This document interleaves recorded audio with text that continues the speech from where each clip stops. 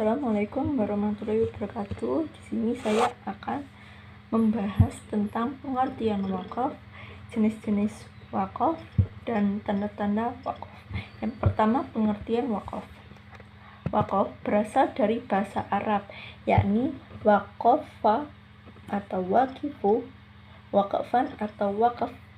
Berat diucapkan di lidah, maka menjadi wakaf untuk memudahkan bacaan. Dari segi bahasa, wakaf memiliki makna menahan atau berhenti. Sedangkan dari sudut istilah tajwid, wakaf merupakan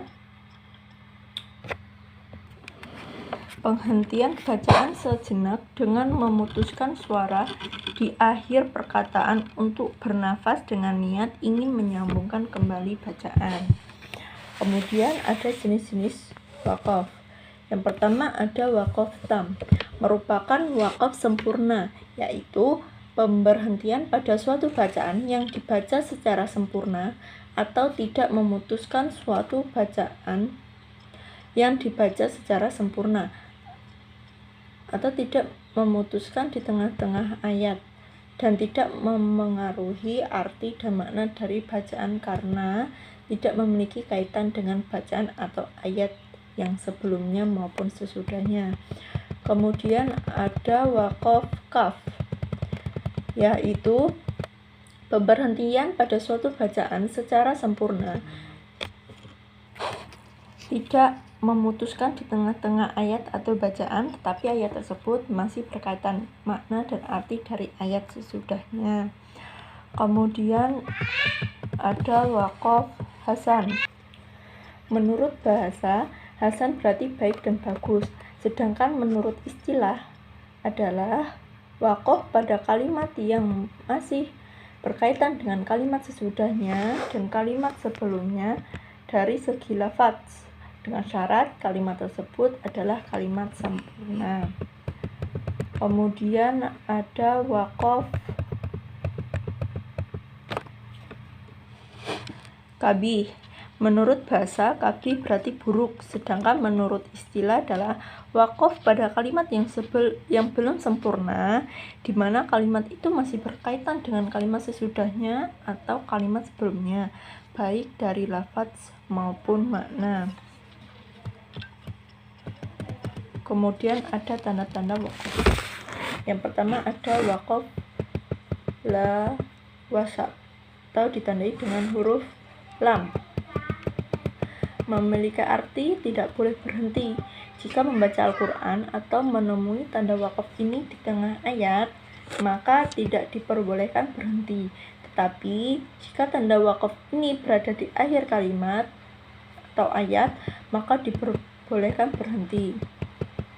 Kemudian ada wakaf lazim atau dengan tanda huruf mim, berarti mengharuskan berhenti di akhir kalimat sempurna.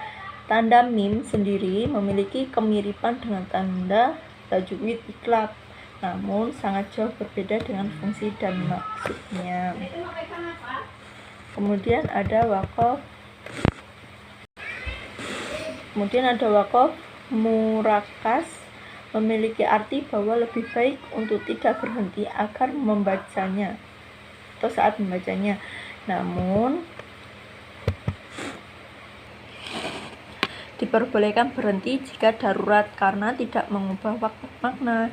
Perbedaan antara hukum tanda za dan sa adalah pada fungsinya.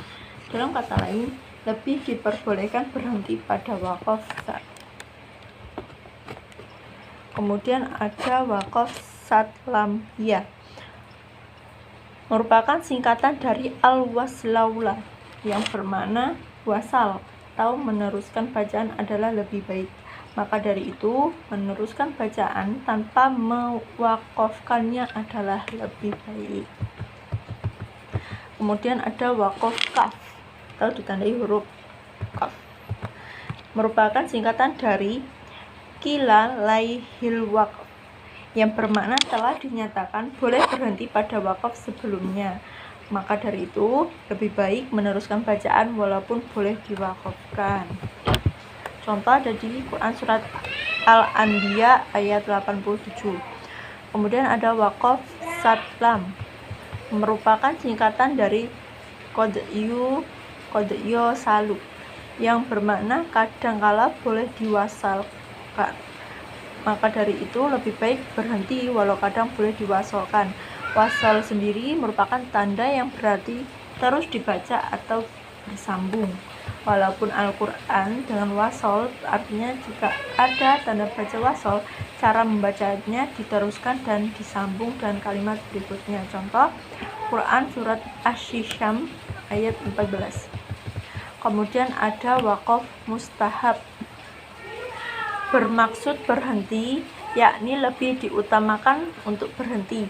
Tanda tersebut biasanya muncul pada kalimat yang biasanya pembaca akan meneruskannya tanpa berhenti. Kemudian ada waqaf tanda saktah, menandakan berhenti seketika tanpa mengambil nafas. Artinya, pembaca harus berhenti seketika tanpa mengambil nafas baru untuk meneruskan bacaan. Kemudian ada tanda waqaf kaf atau ditandai dengan huruf kaf, merupakan singkatan dari katalik yang bermakna serupa. Artinya, makna dari waqaf ini serupa dengan waqaf sebelumnya muncul. Kemudian ada waqaf mutlak, adalah tanda waqaf yang berarti harus berhenti. Kemudian ada waqaf jaiz yang berarti boleh berhenti dan boleh untuk dilanjutkan. Kemudian ada waqaf za, bermaksud lebih baik tidak berhenti. Kemudian ada waqaf aula, ditandai dengan huruf qaf dan lam, yaitu tanda waqaf yang menunjukkan lebih bagus berhenti walaupun nafas masih kuat. Contoh ada di Quran surat Fussilat ayat 45. Kemudian ada tanda bertitik 3. Tanda bertitik 3 yang disebut sebagai waqaf muraqabah atau waqaf ta'annuq, terikat. Waqaf ini akan muncul sebanyak 2 kali di mana saja, dan cara membacanya adalah harus berhenti di salah satu tanda tersebut. Jika sudah berhenti pada tanda pertama, tidak boleh berhenti pada tanda kedua dan sebaliknya. Contoh Quran surat Al-Baqarah ayat 2. Kemudian ada waqaf mujawaz, artinya boleh berhenti namun meneruskan bacaan lebih utama. Jadi kesimpulan yang dapat saya sampaikan adalah waqaf merupakan penghentian bacaan sejenak dengan memutuskan suara di akhir perkataan untuk bernafas dengan niat ingin menyambungkan kembali bacaan. Jenis-jenis waqaf terdiri dari waqaf tam, waqaf kaf, waqaf hasan, dan waqaf qadhi. Sedangkan tanda waqaf terdiri dari tanda waqaf lau asal, waqaf lazim, waqaf murakhas, waqaf satlam ya, waqaf kaf, waqaf satlam, waqaf mustahab, waqaf saktah, waqaf kaf, waqaf mutlak, waqaf jaiz, waqaf za, waqaf aula, waqaf mu'anaqah, dan waqaf muzawas. Sekian, terima kasih dari saya.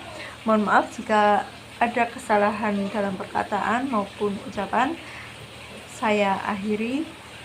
Assalamualaikum warahmatullahi wabarakatuh.